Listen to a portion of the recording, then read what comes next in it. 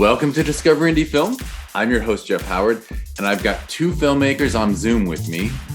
We've got Brian Barnes and Matthew Merenda. Hey, guys. Hey. Hello.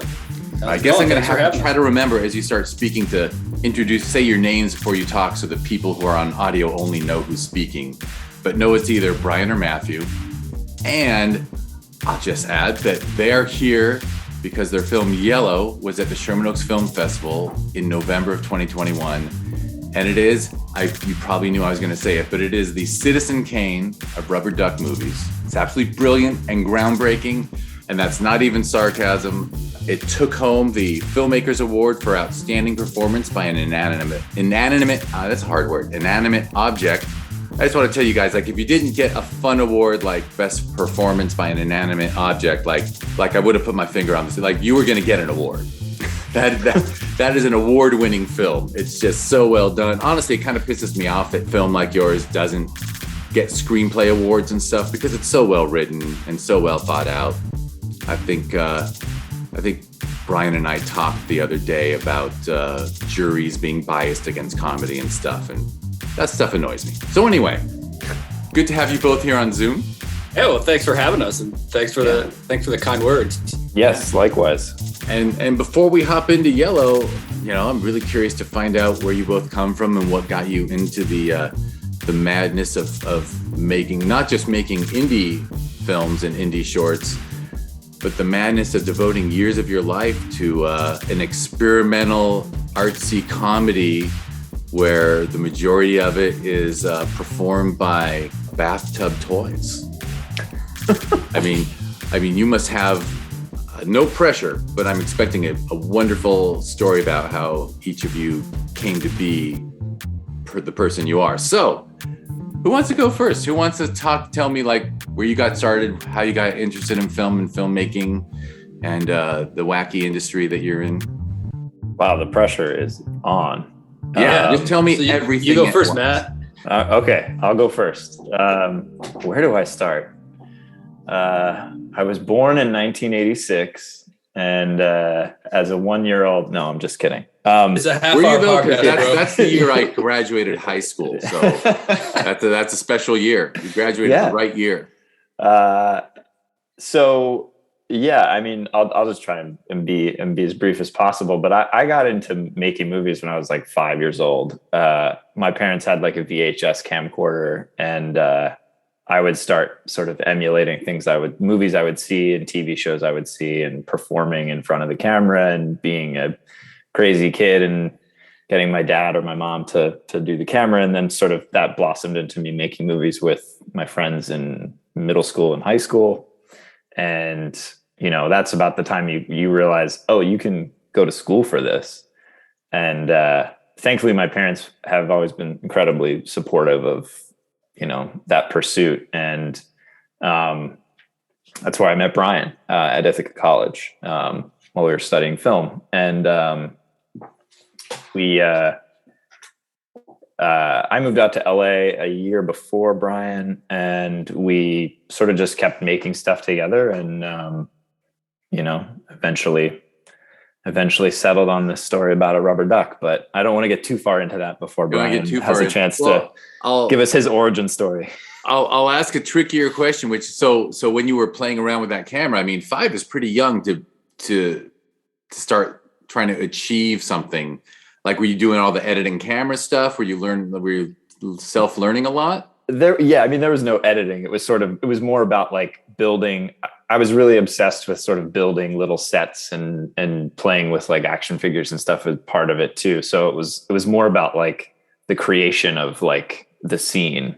And then the editing didn't come until we got a computer that was like decent enough which is a crazy thing to think about how quick technology changed. But like, until we had the technology to like get from the VHS camera into the computer, and then I was editing very crudely in there and kind of just like kept learning. And in school finally had like a lot of the tools to like learn more of the professional way of doing things. Yeah. Was that Windows Movie Maker? Was it Windows Movie Maker or iMovie? No, it was something called Pinnacle Studio. Oh, dude, I was the same way. Pinnacle Studio 7, dude. Yeah. which was very like one track of video, one track of audio and sound effects, and then one track of music. And that was really all you could do. And then I got like the real budget version of Adobe Premiere, and then sort of started to learn how to edit more robustly on that, I guess. And then college was like the final cut school. Excellent. All right, fair enough. I won't keep pestering you, although you made film throughout school, right? Throughout elementary and middle school and high school, you always had this hobby or this interest, and you learned about film school. Like you learned about like making it your major as an undergrad. Yeah, I mean, I was always the kid that was like, if we're doing a group project, it was like, can we turn this into a video somehow or like a movie somehow? I've always loved it. And I think once I got into like freshman year of high school was when it was sort of like, what am I going to do? Initially, I wanted to go into actually special effects. But that had started to change from when I was younger. I was like into all the like Jurassic Park, like the animatronics, like the miniature stuff, like the real stuff, like real special effects stuff and visual effects. And that all started to change into CGI. And so it was sort of like, I actually like doing all of this stuff. And my dad got me into, he bought me Taxi Driver, I think, when I was like 14 for Christmas, and was like, you should watch this if you want to make movies. And I was like, I watched it and was like, this is so weird. And then like 2 years, it was like 2 years later, I was like, all right, I kind of get this. And I'm into like more, I don't want to say serious movies, but like movies that are like the kind of movies you start to watch in film school, and understanding the art form more than just like, this is something I like. It was like discovering why I liked it. And, making the decision to like look at film schools and apply to film schools and be like, where are the places that I can both learn about how this and why this is, but also do it at the same time? Because a lot of film schools are like, you spend 2 years doing theory and no making of a movie. And then you have to sort of audition to make a movie in the more prestigious film schools. And not that Ithaca is not prestigious, but they were one that was like, you get to play with stuff the second you get here. And that really appealed to me, was like, I just want to make the thing and figure it out as I go. I'm not someone that's like, I'm going to read about it endlessly and not put it to practice. Absolutely. Yeah. The balance between film theory and practical experimentation is I often hear about programs that don't quite get it right and those that get it perfectly right. Yeah. I guess I'll throw in one last question before we jump over to Brian, which is, where were you growing up? Where are you from? I'm from a suburb outside of Philadelphia, Pennsylvania. It was like classic. I'm an only child, so that was I think definitely an influence on my early filmmaking stuff, because it was like, what else am I doing? Like I have a lot of cousins, but it was like I had a lot of time to myself and had to figure out how to occupy it. And that was a big part of it. So yeah, I grew up in the suburbs, classic like Spielberg kind of upbringing, I think. And all of those films, of course, as a young kid were like, I completely identify with this. And why isn't there an alien in my backyard that I can ride a bike with? So that was kind of the quick version. For sure. And growing up in the burbs of Philly, obviously, yeah, college. I know a bunch of people who went to Ithaca. So I guess that's going to be a theme. Yeah. But yeah, a great place to go when you're living back east, far enough away from home, but not home. Yes, exactly. All right. Well, so that was Matt's story. I guess Brian, go ahead, jump in. Yeah. It's funny. Matt and I have been working together for so long. Like, I've actually never even heard that story of like how you actually even got interested in filmmaking to begin with. But it's funny because I'm very similar in that I didn't necessarily like get interested in film by like watching movies and being like, I want to make something like that of like Steven Spielberg or whoever. It was I at a young age, probably when I was 13, I was in grade 8, and it's same thing, just like picked up my mom and dad's camera and just started making movies with my closest friends. And I think at that point I really fell in love with just like the actual craft of making it, and also just like the joy of sharing an interest with a group of friends. Like that's how I kind of got into it to begin with. And yeah, it was same thing as Matt. We were editing in camera, baby.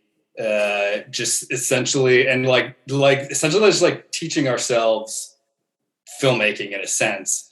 A lot of my early stuff was essentially like, I would make just spoofs of movies that I saw, right? So I would take, like, for instance, when I got into filmmaking, was right around when Fellowship of the Ring came out. So I'm like, one of our movies was like Lord of the Necklaces. I mean, it's a stupid concept, but it's essentially we just filmed Lord of the Rings, but just switched out a ring for a necklace and made a spoof of it.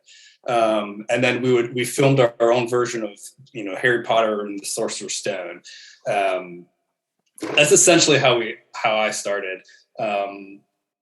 Same thing as Matt, Pinnacle Studio 7, baby. And from there, I eventually just kind of like realized that I was like, oh wait, like you can actually do this. I was kind of the kid that I first actually wanted, Matt said he was going into special effects. I actually first approached it and wanted to be an editor for like when I first came in.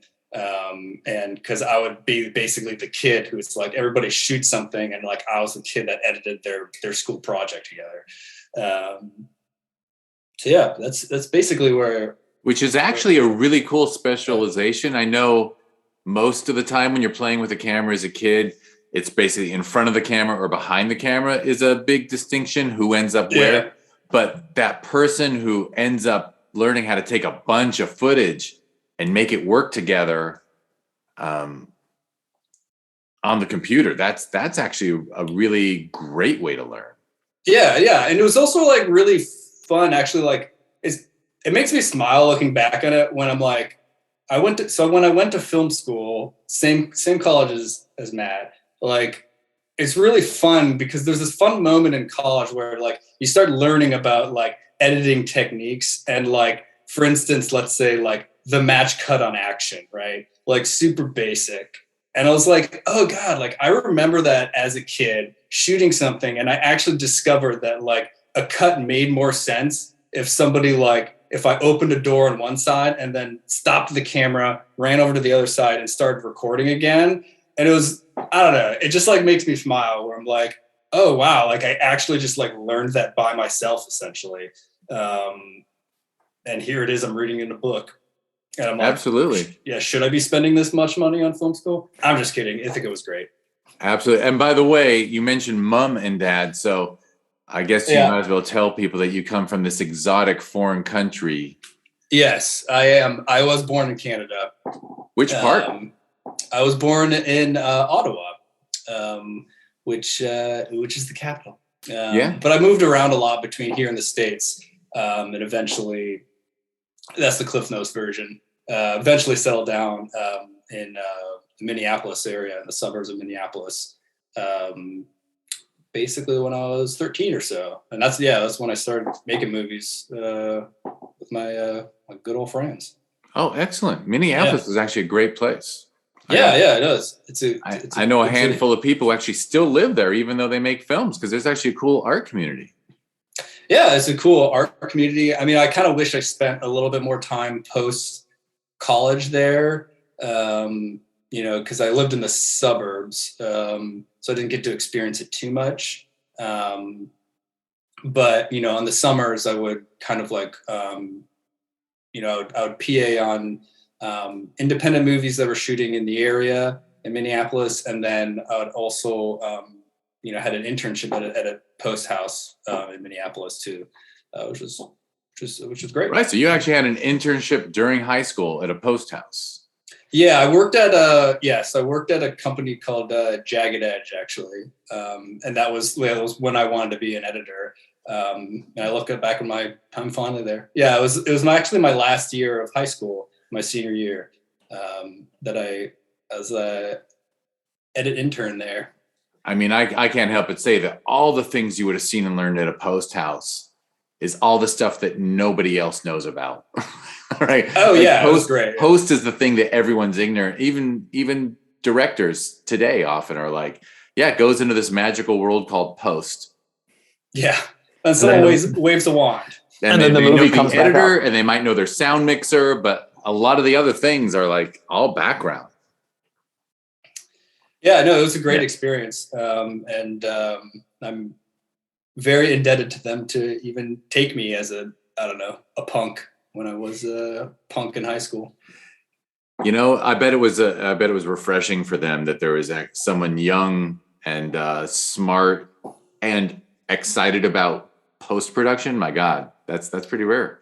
Oh yeah, I'd like to hope. I mean, I think they were excited that it's like, oh wait, there's a kid that's excited about digitizing a digibeta. Like, that will sit there and like put tape after tape after tape. Yeah, I'm like, I feel so awesome. Like, oh my gosh, I'm so smart. Like, I'm plugging this cord, the video cord, into this cord, so it could be. Oh my gosh, I'm a genius. Hey, my college internship was at a what were those cable things called? Basic cable, the public access station. So I understand about people taking advantage of a young person's enthusiasm.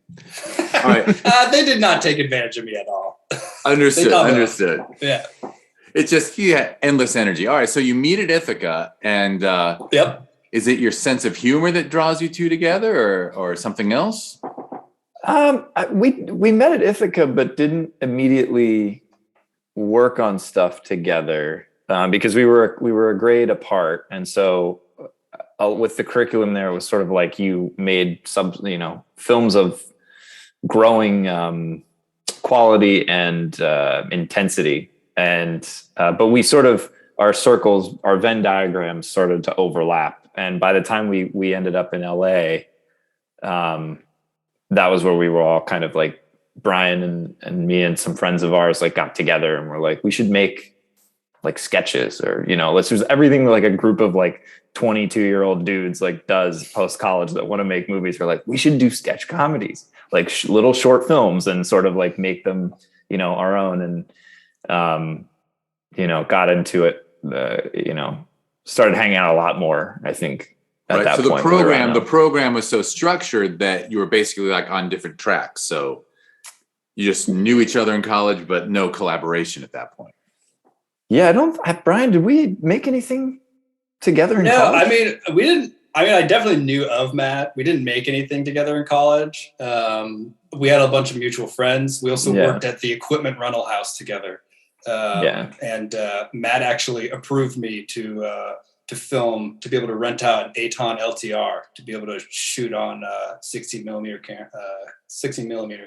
Yeah, did I give you your camera test? Yeah, he gave me my camera test and approved me and certified me. So, I mean, that was probably the kind of summary of our relationship there. But yeah, I don't think we worked on anything. No, I don't think so. But it's just kind of funny. I mean, we were always like, I was a year behind him, right? So like, we were on the same track, just kind of like a year apart. But yeah, definitely. Because when we came out, we started making these sketches together, like you said, and then from there, I think it was like we started talking about writing together, right, and writing a TV show. And I think what really, what I immediately appreciated about Matt, and I still do to this day, that it was just like we would start talking about a TV show, and it was just so easy to create something or to write a story, and it was so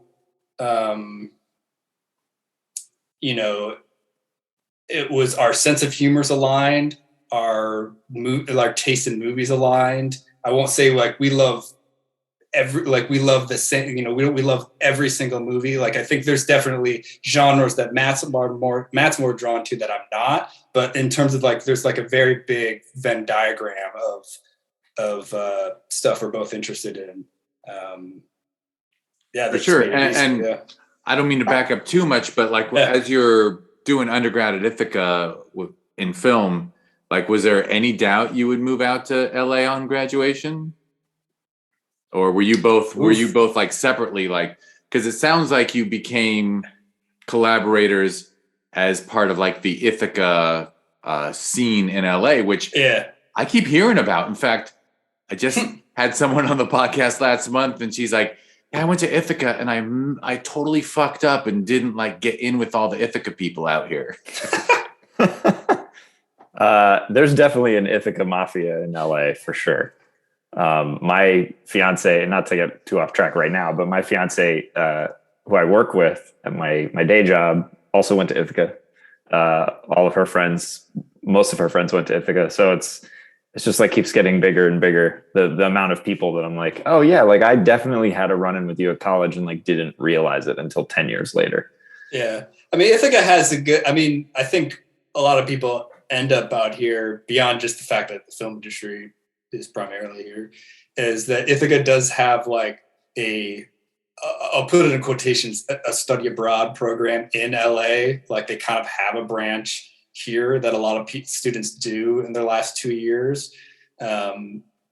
So, I mean, I felt like I didn't even have a choice. I was like, I picked Los Angeles or New York City, and New York City was, as a city, my brother lived there at the time. It's just too much. It was too claustrophobic just for me personally. Well, I mean, how bad a neighborhood do you have to live in at 22 in Manhattan, in the New York City area? I mean, as unwelcoming as LA might be in some ways, like 22-year-old me would have found New York way more, just too tall a hill to climb, even compared to LA, where you have like nice suburbs and affordable housing. I don't know. I think it was kind of, I mean, for me, like moving out was a little bit of a nudge from some friends that wanted to move together. And I think if I was like on my own, I may not have done it. I think I was very like, well, maybe I should stay here and work and save up more money and be more secure in when I get out there. And then, a lot of my friends were like, we're all going to kind of go in this one group, in August after we graduate. And I was like, yeah, I think I could do that. I should just do it, because if I don't do it now, I might never do it. And to your point, Jeff, like the thing about New York and also about Ithaca is this like great little artsy tiny town in the middle of beautiful upstate New York countryside. And I think going from where I grew up to there and then spending some time in LA in college, I actually didn't love LA when I was in the LA program during Ithaca. But it was still more appealing to me than New York City, which like something about LA, even though it was like moving a lot further away, felt like more of a, I have to do this. And there's less of a, like, I could go back right away if I screw it up. New York was like, I could go to New York. I'm not really a city person, but like it's 2 hours away from Philly. So it felt like there was too much of a safety net if I went to New York. And yeah, LA just has like more, it's where the movies are made. There's a romanticism, I think, about it that, appeals to you when you're 22. And it still appeals to me now, just in different ways. For sure. In movies and television, I mean, there are definitely a lot of film. There's a lot of film and television work in New York, but it's actually still the fact that you always notice like, oh, hey, they actually shot that TV series in New York. Like it stands out because the vast majority of it is here, really, even more so, even though you add in Atlanta and Vancouver and this and that, obviously LA is still a hub of the industry in spite of everything. All this stuff happens here first. Whether you could shoot. That was the thing that was, I think, hard for a lot of people who like family and whatnot to understand, where it's just like, well, can't you like stay here? Like they're going to build a studio down the street or something. And it's like, that's not where someone signs your check that's writing your, like when you write the screenplay, you don't go in, you don't have the meeting in Philly, you have the meeting in LA or New York. It's like LA is where all the stuff happens. And then you go make your movie somewhere, but then you come back to LA to do posts or whatever. Like it's still the place to be, to make something happen and finish that something. And you can like make the movie anywhere, but the genesis of it is often here. And so it just felt like the right place. For sure. All right. So Brian shared how after college, it was hanging out here in a way that you discovered your chemistry writing together and creating together. Mm-hmm. Did you and you started doing sketch oriented stuff? Yeah, we just made like this, did a YouTube channel and like made little 1 minute, 2 minute comedy shorts of varying genre spoofs and stuff like that. I think, what I Brian thought you were going to said, say varying quality. I mean, they're also varying quality. Some of it's a little cringy now, but I think that was the time where we really discovered each other's sort of sensibility of like, we like a lot of things, but we also like making fun of those things and like, spoofing things or like taking the influences we like and applying them in a comedic sense to something. And discovering how like pliable genre is and how you can, like anything can really become funny with the right like bent.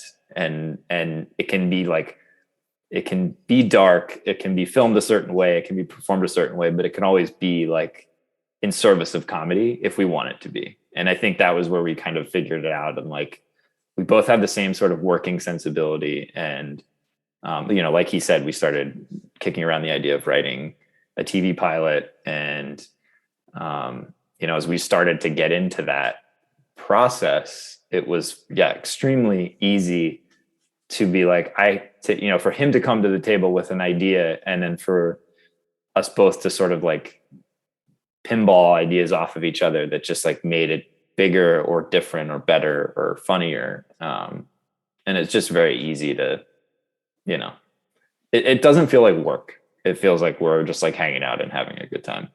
Right. Cause you both got industry jobs when you got here. I know a lot of people who are not involved in the industry don't know just how many jillions of jobs there are in support of the industry. But you both, you weren't doing the bartender thing. You were both working full time. I got into post pretty immediately. I started a job at a movie trailer company as a production assistant. And then I quit because I was like, I don't want to work in marketing. It's soulless and I hate it. And then after about 4 or 5 years of doing other post jobs, I am now a trailer editor and have been for the last 6 years. So I hope your boss is not listening. I know, right? No, they know this. I've told them this. But it's different. It's different when you're a PA, having to do runs and pick up people's sushi. And then when you're actually, creating the content and lucky enough to see it get out in the world and see people's, reaction to it. And, it's a hard job, but it's something that I think I've gotten a lot of knowledge and filmmaking and storytelling know-how from when you work on trying to sell a bad movie and you just think, wow, I wish they had done this. I wish they had changed the script to this. I wish they'd shot it this way. All these things stay with you. And you are like, when I do my stuff, I'm going to carry that with me and bring that to the project. I mean, I almost want to bring up Yellow, but I won't do it yet. Brian, were you editing out here or what was? I was more of like a producer track at first. Like I started working in actually the motion graphics industry, but on like the coordinating producing side.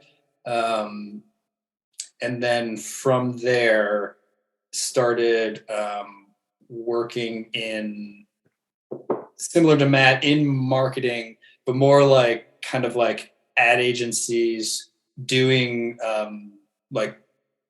the marketing campaign for a new show or movie coming out. And I became more of a writer producer. And to this day that I still do.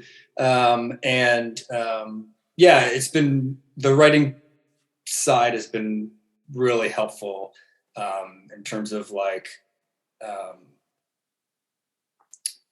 I think a lot of, it's taught me a lot of, in terms of receiving feedback, let's just say that.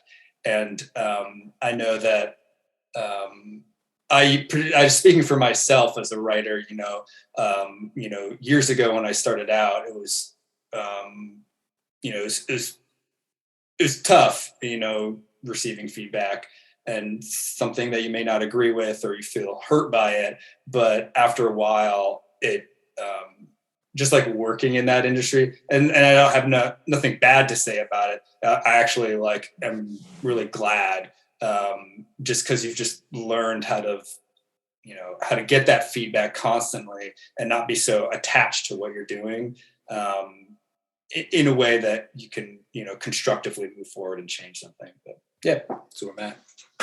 Excellent. And all right, so now I'm just going to have to mention like that Yellow and movie trailers. I mean, I actually know, it's amazing just how many people work in the trailer industry, and learning. But the fact that you did something that utilized, basically MOS footage with voiceover. I mean, trailers are a big chunk of voiceover. Yeah, I mean, it's funny. There's definitely voiceover in a lot of them, but that's something that's oddly like dying out. And I think that's partly because of like so much of stuff is delivered via social media with like subtitles and text, and we're used to words more than we used to be. And so it's more about like, the copywriting and like the on-screen subtitle stuff for a lot of advertising. But with Yellow, it was sort of, with regard to the trailer idea, or the marketing idea of it, was like, I think for both of us was like, how can we like do this? That's essentially, it's like a long trailer for like a prestige movie that we're just like playing out all the scenes for. So I think there's definitely that sort of sensibility that we cultivated in ourselves and in our work. That was like, how do you tell the story succinctly and still like hit all the beats that you want to, so that it's emotionally satisfying? All right. So obvious question. When did Yellow pop up? Like you were just doing some fun sketches here together on the weekends or whatever, or some weeknights. And who came up? Where did Yellow come from? Sorry, I have a random side question before this. Are we assuming that everybody knows what Yellow is about? We are, which is probably not safe. That is very. I don't know if I guess. Yes. Yeah, go for it. I could summarize it. I mean, yeah, it's sure. I mean, it's a super basic premise. There's a lot of philosophical questions out there that have been, going around in everybody's noggin. And this one, we finally have an answer to this philosophical question of like, what happens if one day I wake up and I turn into a rubber duck? That is the premise of the movie, and we answer that for you. It's a burning question that we all. We won't give away what happens. Won't give away what happens, but I know in the intro I mentioned that you made a short comedy, a film comedy, and I compared it to Citizen Kane on purpose, and that it did mostly feature bathtub toys, I think. But so yeah, that's the general premise. Yeah. And what people might not know is when you live in LA, I don't know. I'm just going to put this out there that like I get, like in our mailbox all the time, realtors stick rubber ducks. Like, oh yeah, we got a cowboy rubber duck and this rubber duck. Like we for a little while, because we had a kid who was the right age for bathtub toys. Like we had all these rubber ducks with realtors' names on their asses, like. I mean, people love rubber ducks, and yeah, I mean. So what made you, I'm seeking the genesis of it. You answered the question of what happens if a Kafka-esque metamorphosis happens that involves a rubber duck instead of a cockroach. Yeah, that was really what it came from, was our love of early Kafka. 1900s Kafka literature, nihilism, no, Brian, if you want to. Oh yeah, I'll start. Take it away. You color commentate. I mean, it really it started. I mean, I've written before, like on my own. I had written actually like a movie about a feature-length film about rubber ducks. Now it wasn't this that we have. Like it was more of like a Pixar kind of angle, like where the rubber ducks could actually move and talk to each other. So I had done that before. Well, not necessarily before, just like on my own. And then Which sounds great. I don't want to totally interrupt, but that sounds great. But go on. Oh, it's a great script. I love it. Thanks, Matt. Like that sounds like a better idea than a lot of these animated films that come out. But anyway, I don't want to interrupt. You can keep going with the yellow story. But. Yeah, if this is interesting. But I think so. That's the backstory, and then basically, like Matt and I had written a couple pilots together, and I think like Matt and I are both people that are very like tactile people, that we actually like, we enjoy writing, but we want to physically make the thing that we write down or that we have. So that's kind of where we had started, and we're just kind of like, I remember meeting in Matt's apartment one day and be like, we just want to shoot something. And so I had written this thing, and that was kind of like the germ of it. And but the things that Matt and I have written together tend to be a little bit more like, weirder, a little bit more like a little bit closer to Adult Swim than Disney. And so we had kind of just started just talking about like, well, what if there's just like a dude in this duck and he doesn't know what to do and he's just stuck there.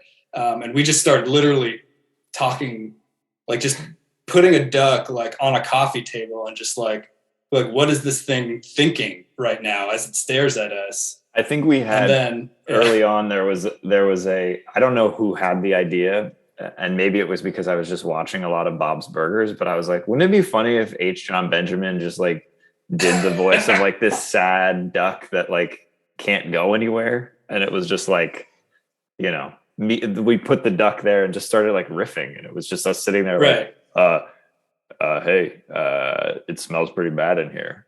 And like, yeah, can you move? Can you talk? Can anyone hear me? And it sort of developed into this like weird crisis, right? Where someone's right. But then you also had these references that toilet paper commercials. Yes, so I think it's Quilted Northern. I got to shout them out because the inspiration was really divine. And I never actually found out the ad agency that did these commercials, but maybe they're listening. But it was Quilted Northern did these commercials about inanimate objects in the bathroom, where the camera would just focus on like a toy or a candle or whatever, and the voiceover was always like, like there'd be like a porcelain doll or something, or toothbrush holder with a face on it. It'd be like, the toothbrush holder wishes that someone would tip them off the counter so they could end this terrible existence of living in a bathroom. And they, about how they could forget being in the bathroom, and how people who use the toilet paper forget their experience, but this toothbrush holder will never forget. And it was like so dark and bleak and hilarious. And it stuck with me in a way that I was like, what if we like expanded this or riffed on it to be like more about the bathroom experience? Right. And what someone would, if we gave voice to one of these things, what would they say? What would they think? How would they act? And I think initially it was sort of like, what if we just did like a minute-long sketch of this, or a series that was like 30-second blips, and then that evolved into a longer piece that initially was just the duck in the bathroom. And it was sort of like this closed loop of, he wakes up, he's stuck in this body, he goes through this sort of the torturous experience of all these things that happen in a bathroom, and then sort of comes to terms with it and is there, and it's just, this is his life now. And I believe we shot all of that and we're editing it. Were we editing it when we decided we should make it bigger? Yeah, I mean, we had.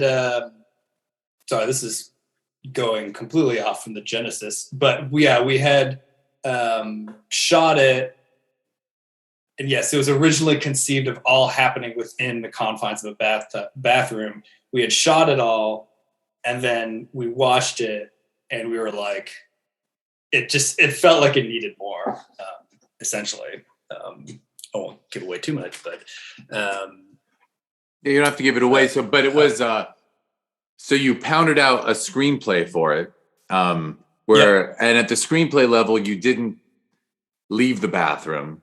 I don't think saying leave the bathroom is a spoiler. Sure. No, we could tell everybody what it's about. It doesn't really matter. I know. I mean, look, it's. I can tell you this as someone who's seen it multiple times, including with the big old audience. It's knowing what happens is not a spoiler because, man, it's just super entertaining the whole way through. I think that's because it's smart and funny.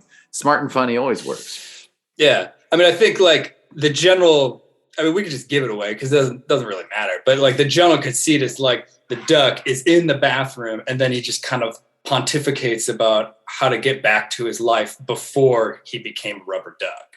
And it's basically his journey back to trying to return to that. Yeah, he goes on a long journey. Yeah. It's a quest film. Yeah. Yeah. And that was something that evolved. And again, this speaks to like Brian and my like working creative relationship was that we were like, oh, but wouldn't it be funny if like he had a girlfriend or a wife that he was like trying to get back to? And like, yeah, do we show that? And they're like, I mean, we could get someone to play her.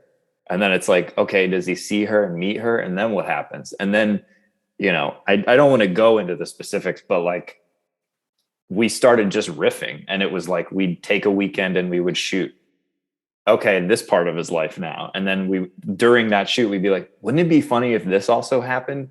And so it was almost like Brian was like sort of putting it down in final draft as we were like crafting it while we were making it a little bit. And then it did hit a point where we're like, okay, now let's figure out what this trajectory is actually going to be and how it's going to kind of end in a satisfying way.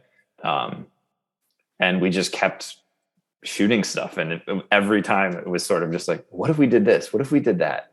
And it was so fun to do because we would just be like, okay, let's see if there's a toy on Amazon that does that, that's perfect for this scene. Or wouldn't it be funny if this scene happens? And, it definitely follows the trajectory of a lot of, I think, like Oscar bait, like movies of just like, let's just show this guy's, progression through time and space and how funny can we get with it. But it was definitely it sounds like you very organically let the story grow. Like instead of, it was a long process where you allowed yourself to keep adding to it and riffing, and then you'd riff and then add something because you came across something that worked for you.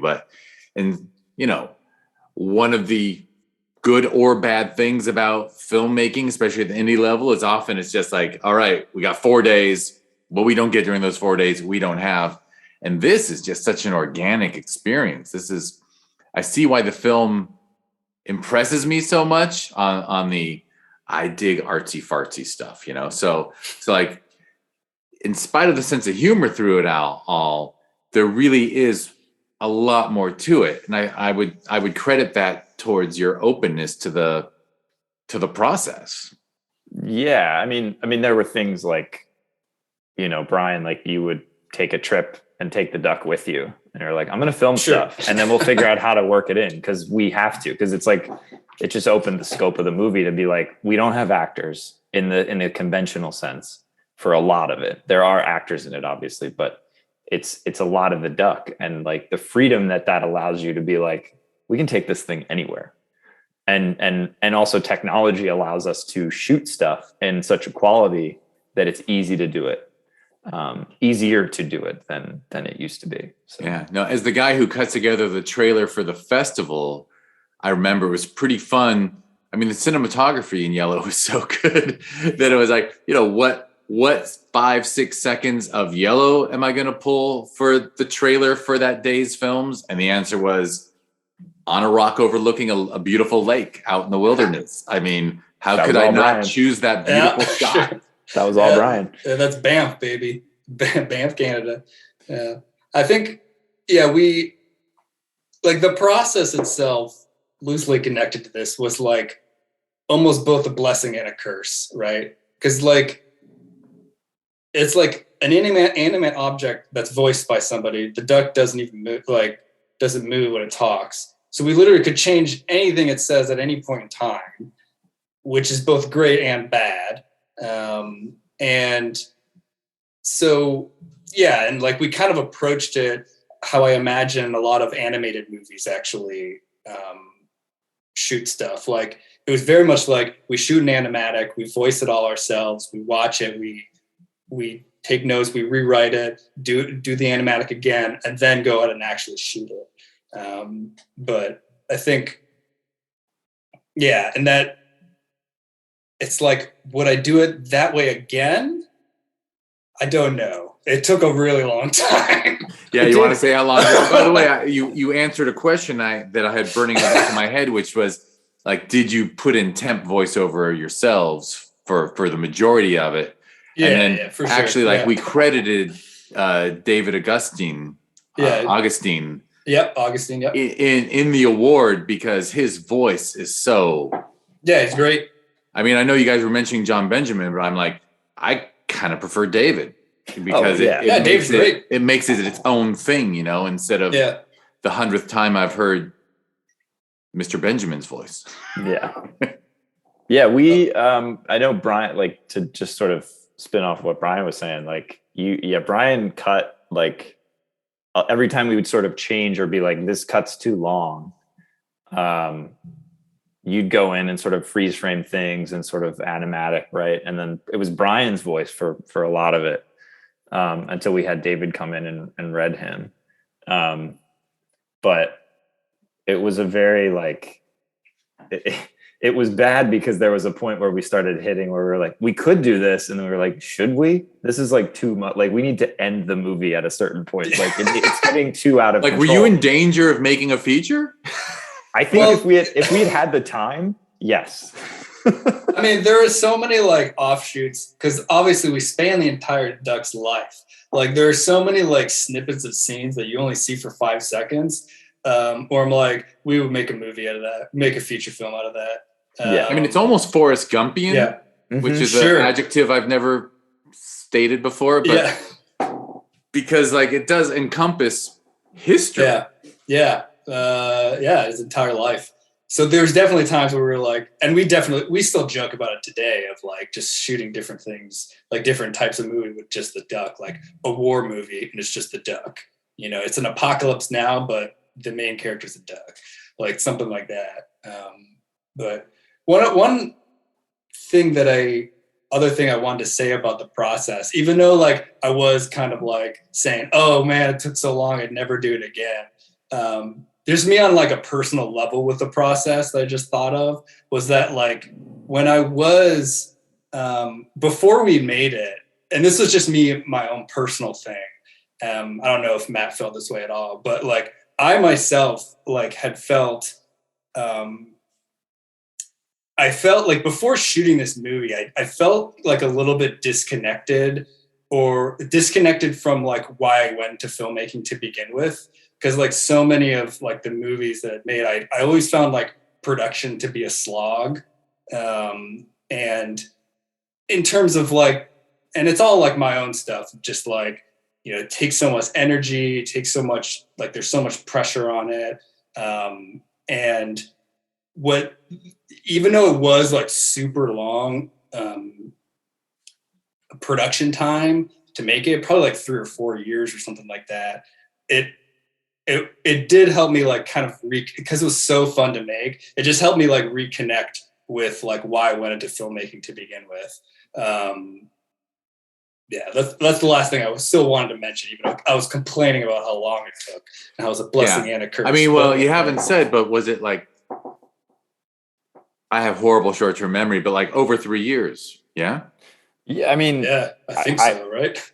yeah, I mean, I agree with what Brian said too, because there is this part that's like, it's hard. And I think when we were doing the sketches, it's sort of like what burned us all because it was me and Brian and a few other friends of ours. And I think both getting like jobs that took up more of our time and whatnot, like, and the shooting of those sketches burned us out a little bit to production. Cause it's like, you got to coordinate so much with all these people. But with Brian and I, it was so easy to be like, we were both kind of shooting it together, and we had the duck and these props and that was it. And it was like, we have all the freedom now to be like, if we want this to have like a dolly shot in it, it's on us to figure it out. No one's waiting for us. We don't have to call anyone in. We don't have to set up call times. The scenes where there are actors is like, again, it was so small, and there's not really like, a ton of dialogue or anything like that. It was all we sort of unintentionally conceptualized it to make it the most fun to shoot. And yeah, I would totally agree, even though it took a long time, because it was like we'd shoot on a Saturday, and then like a month later we'd shoot for a couple hours on a Sunday, and then and we, like I said, keep coming up with these ideas of like, what if he's in like a toy car and he's driving down the street, and it's like, all right, we got to order a toy car. We got to find a street to shoot that on. We got to book out the time, make sure our schedules are clear.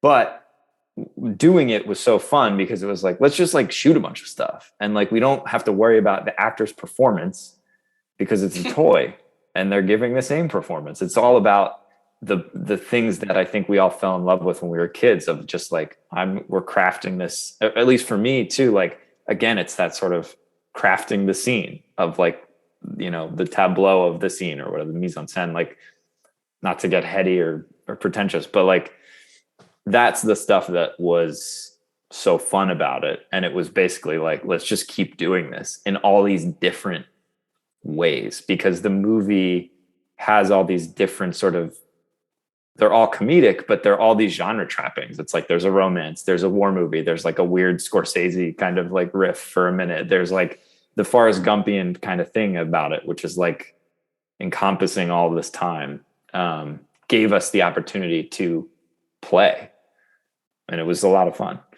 And I think that's one of the things that audiences respond to so much. Cause I mean, you probably would have had a really hilarious, really short film if you just done a bunch of bathroom jokes and ended it. But there are so many plot twists. I'll just call it a plot twist, where we get completely fresh and original interpretations of a rubber duck's life. That I think that's what makes it extra entertaining and extra pleasing to an audience. I mean, what can I say? I really enjoyed back in November when we had I think it was a pretty full house, and like every choice you two made, like that audience responded. Like there was laughter for the entire length of the film. Yeah, I hope they liked it. Yeah, I know they did. Yeah. Or they were just laughing. What I'm saying is like, there's the, I think we're all familiar with the beat the concept to death kind of thing. But, sure. But what you did is you just let it just take an amazing life. Yeah. I appreciate that. I mean, I think like, if it was all in the bathroom, like those early cuts, like it did honestly kind of feel like looking back on it, it felt kind of like we were beating a concept to death, where it's just like, it's just one joke. It's a dude stuck in a duck, and he's just like, oh, wow, somebody's pooping. And like, oh my gosh, I'm right here smelling it. And like, I think a big reason why we made it as like this huge journey of this duck trying to get back to its previous life is because we didn't want to make it just one note, right? I was like, well, we have to like kind of construct an emotional arc to this, where once people actually like connect with the duck and are rooting for the duck, then to me, it doesn't become just a one-off joke anymore. Because we could have done it all in the bathroom, and you're right, it probably would have been fine. It probably would have been a chuckle. But it wouldn't have stood out like to me as a programmer at a festival, like it wouldn't have stood out. Like it probably, you know, probably been a cute little, you know, 3 minutes with some jokes, but instead, like, what can I say? Like, it becomes a film. Like, it's a film. Yeah. Thanks, Jeff. You know, Thank you. It's a film, not just like a quick sketch. Like, you know, Right. A one joke sketch ain't a film. Right. I don't know if I'm being a dick to all the people that write one joke sketches. I embrace the one joke sketch, but it's not a, you know, it doesn't feel like it deserves it. I have a feeling, a personal feeling about it, where it's like, is it something that deserves end credits? You know? And it's like, if it's a sketch, it doesn't, because it's not really like, it's like, here you go, here's a joke. I'm telling you a joke, but in the filmmaking form. But this is a story that's like more of a, you know, has a beginning, middle, and end. And I think that was the point where we were like, this is what this feels more satisfying to us to tell this long story rather than an extended sketch that did feel like, you know, I mean, even in the early cut, even in the cuts that had the whole, you know, journey of his life, there was probably 3 times as much material in the bathroom, and we kept going like, it's so funny to us, but like, once you get to him leaving, that's the point where it takes off, and you're like, how can we get there quicker? How can we get there quicker? So there's a lot of deleted scenes that I think we should maybe leak out over the Instagram. Sure. And did you finish up everything pre-COVID, or did COVID hit and then you had extra time to like complete this edit? We had most of the shooting done before COVID, but we were in post, and Brian handled a lot of the editorial. It was. That was like right when COVID started. I think we recorded David during COVID. Early COVID. I did the music during COVID. We refined the edit. We shot some extra stuff. But what was funny, I don't think we did actually shoot anything. Did you shoot the BAMF stuff? No, that was right before. No, I think we actually like edited the whole movie and basically had it pretty like close to locked with temp VO, and like then COVID hit, and then we recorded David. What I thought was funny, and I know we've talked about, Brian and I talked about this, is unintentionally felt like we made a movie that speaks to COVID or the era of like living, you know, stuck somewhere, without realizing it, because we watched it and we're like, it kind of is, at least it's not about it obviously, but it's speaking to the feelings of like, I'm stuck and I wish I could get back to my life of like going places. And I think that, you know, is oddly like it resonates for me now watching it, where I'm like, this is a weird sort of wish fulfillment. And especially the last year, you know, when things were like really bad, it was like, you know, a nice way to be like, I identify with this plastic toy in a weird way. Yeah. I mean, it's funny how the meaning of a movie can change in the context it's released. You know, if COVID, you know, never even happened to begin with, like there would be like, you could look at it, it's never intended that way, but yeah, you could look at it as like a metaphor for quarantine, of being stuck inside, you know, inside of a enclosed space and not being able to get out and wanting to go out, you know, escape and get back to the previous life that you had, you know, before you came in there. It was really funny. Never intended, but funny how that can happen.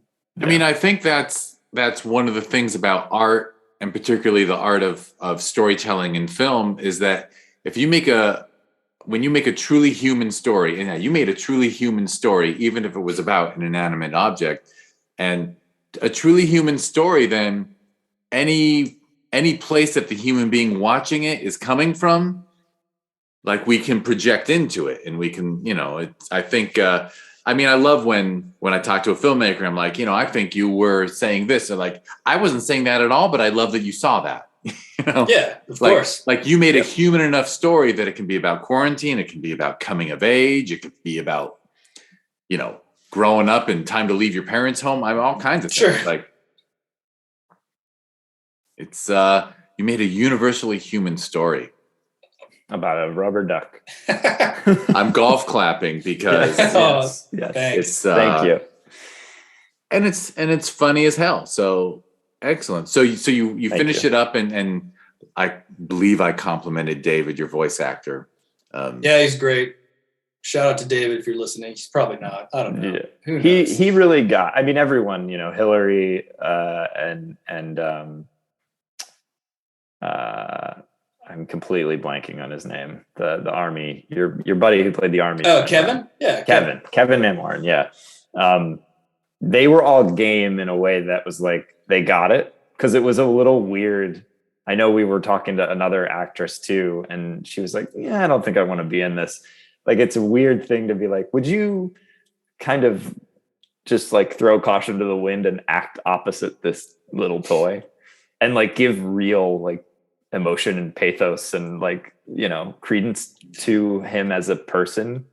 And Hillary was like so good at that. Like, she was just like, yeah, like I'll dive right in and like treat this like it's a person. Yeah. Kevin, yeah, again, like crushes his scene.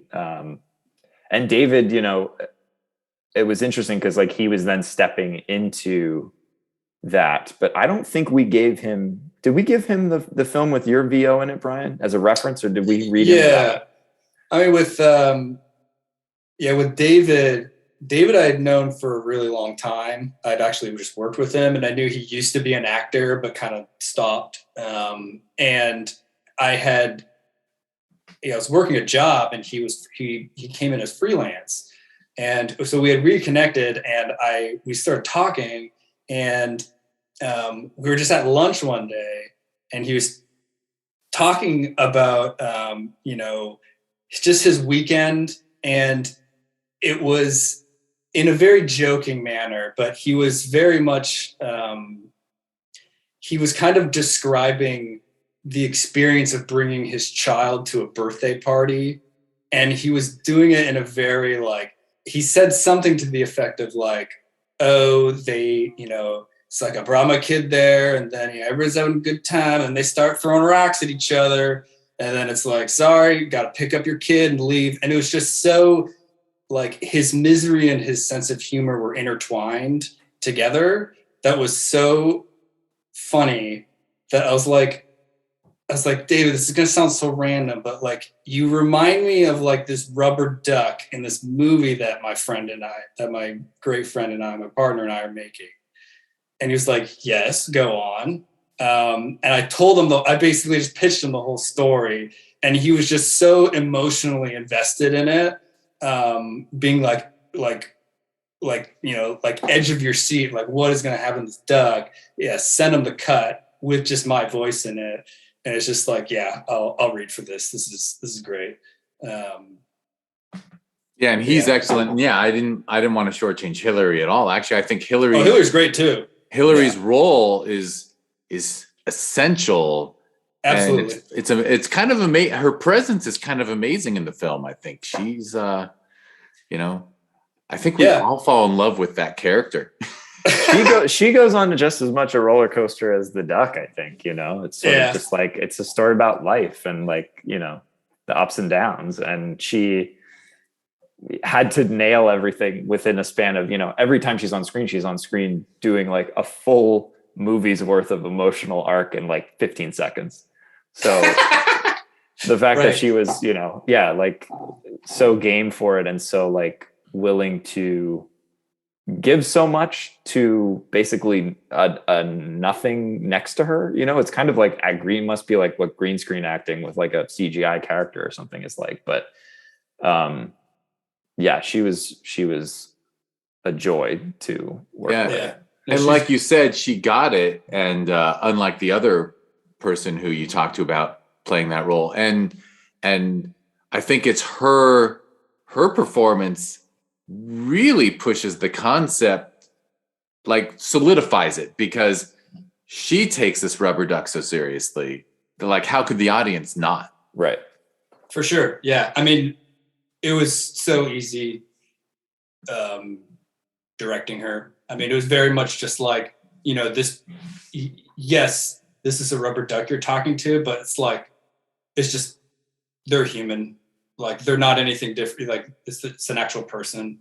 What was really funny about Hillary, even to begin with, I remember like asking her, I was like, hey, I'm doing the short with Matt and with my friend. And, I just want to know, would you be interested? We're looking for this role.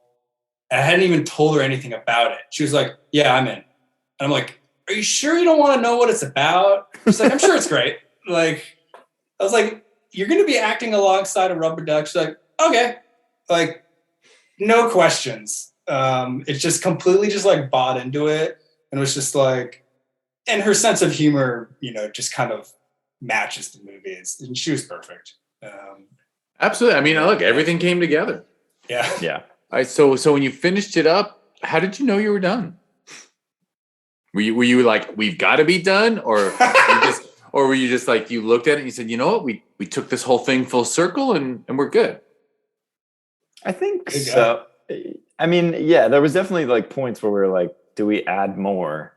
And we said yes a lot of the time. And then I think there was a point where we're like, we have the full like picture of, I think, what we want. All we'd be doing now is adding shading to it if we added anything. And also just to, keep it under a certain runtime is like, you don't want it to start to get to that point where you do feel like you're beating a dead horse. And I think that was, we kind of both collectively were like, here, we've put enough of ourselves into this where we're like happy with where it's at. And so let's put the finishing touches on it and call it a day. Excellent. And that all happened during COVID anyhow. So yeah. Did you, my question as a festival programmer, I can't help but ask, like, did you hold on to it for a while and wait for COVID to chill a little bit and then send it out to try to get some in-person audiences, or did you hit it during the virtual era? We did not pause at all. Yeah, we just sent it out. Because I think we had also just been working on it for so long that we're just like, yeah. Because for the longest time, like, I mean, Matt, I think you're a more confident person than I am, but I was, for instance, I'm like, do people actually find this funny? I don't know. Matt and I laugh at it, but like, will anybody else laugh? That was enough for me to just be like, I'm happy confident with it. You're happy with it. We're happy with it. It's something we're proud of. And, we definitely tried to get it out as soon as possible. And that's the thing with festivals too, is like you submit stuff and you wait a long time sometimes to find out whether it's in or not, or when the festival is, depending on when you submit it. And I think at the time we were kind of like, who knows when this is going to be over, like when COVID's going to kind of subside, and it still, even now, has not. And so it was sort of like, let's just do it. Like if it's a virtual screening, it's a virtual screening. If it's outside, if it's a drive-in, it's whatever. It is what it is. And I'm pretty happy with how everything panned out. Excellent. You had good runs and you were in some good festivals, which sounds good. Yeah. Yeah. And you're still at it. Yeah. Yeah. I think we are just waiting on like few more, not too many more. We're actually playing at the I think it's date TBD, but the Los Angeles Comedy Film Festival. We'll be playing there eventually, but I think their dates are TBD. TBD. Well, yeah. I suppose we can say people should follow Rubber Duck the Actor on Instagram to be aware of when they can catch it. Yep. Yes. We'll definitely be blasting Instagram via our Instagram at Rubber Duck the Actor. Which is, it's easy to remember. Anything else? Are there other scripts that you've been working on together? Yeah. We or do you want to, sorry, were you saying? No, I was just going to, we just been, we're still like kind of working on some pilot stuff. I think that and they're all kind of in a similar genre as far as like, it's we like doing comedy together, but there's definitely like a dark subversive quality to all of our stuff. And I think, it's just kind of seeing what happens and keep working on stuff. And I think we might hit a point soon where we're like, let's make another short. Yeah. I mean, specifically right now, we're working on putting together a pitch for a TV show, and working with like a producer that we had met via who saw the Rubber Duck movie. So yeah, that's like a specific thing we're working on. We'll see what pans out. Yeah. It sounds like a nice balance. I mean, you got actual jobs, you got actual careers in the industry, and then you can work on bigger projects, whether it's series or this or that. Then every once in a while, almost like a release valve for creative pressure, you can say, oh, you know what? Let's release some energy into a short and just have fun with something, and maybe it won't take 3 years. Well, yeah, hopefully. We'll see. It's definitely challenging. I think the short was on its way down. We were working on this pilot. I just finished shooting a horror feature in December that is also like another thing. So it's like there's a lot going on. Again, we're also planning weddings. It's like I think if we do a short, it'll be like, far into the future where we're like, there's nothing going on right now. We should make a short, but we'll see. I'm proud of you both for not looking at your wedding as a well, geez, the wedding is going to cost X dollars. Maybe I can shoot a wedding-based short during. Oh yeah, because that's a lot of production value. A wedding reception's a lot of production value. That's very true, but I have not. That's a pretty good idea, actually. Thanks for giving it to us. I'm not lying. I always thought it was like a really good idea to, like, as someone who, thankfully my ex doesn't listen, as someone who painfully spent way too much of his own money on a wedding once, I was like, man, I got a wedding script. Can't we spend half the day shooting it and then half the day getting married? Like, isn't that a chill thing to do on the day you get married? Yeah, why not? That won't stress anybody out. Yeah. Well, the Duck will definitely attend both of our weddings, in our wedding parties. Absolutely. The bachelor party shots will be something else. Sure. Oh my God. I know you guys don't seem like you'd go crazy. All right, well, anything else you want to mention before we wrap it up? No, I don't think so. I don't think so. You guys are good. We heard about the horror film. Brian, you got anything in No. No, right now, the TV show that we're pitching is the biggest thing. And at the same time, trying to, this is like a completely separate conversation we don't even need to talk about, but even just like navigating the world of like trying to get some sort of rep for both of us, like a lit rep, has been an interesting journey, to say the least, and just trying to discover. We just recently started it, but that is kind of also another part-time job on the side. Yeah. It's been for interesting sure, navigating that world. But I certainly hope having your award-winning film in your tool belt now helps with that. Lord knows how that stuff works anymore. Yeah. Or maybe hopefully at least at minimum, we hope that the Rubber Duck can get an acting agent, because he has an award from you. An acting award. He does.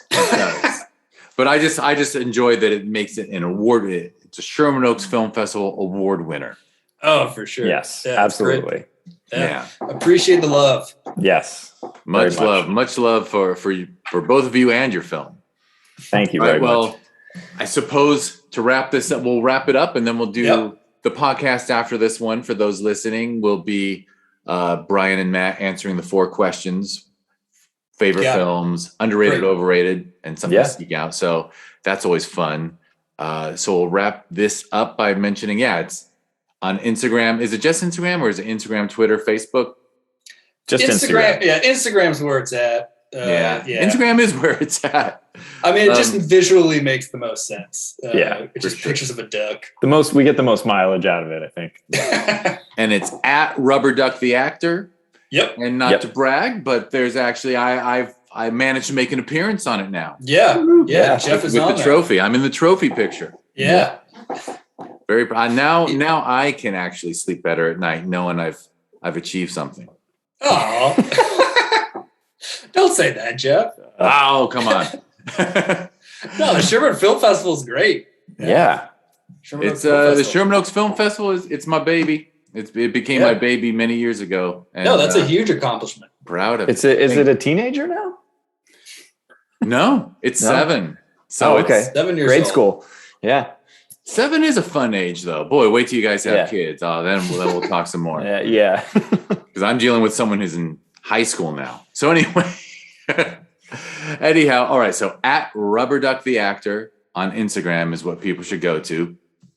Because I'm going to talk about Instagram. Now I'll go on my closing spiel of the podcast, which is we talked about Sherman Oaks Film Festival.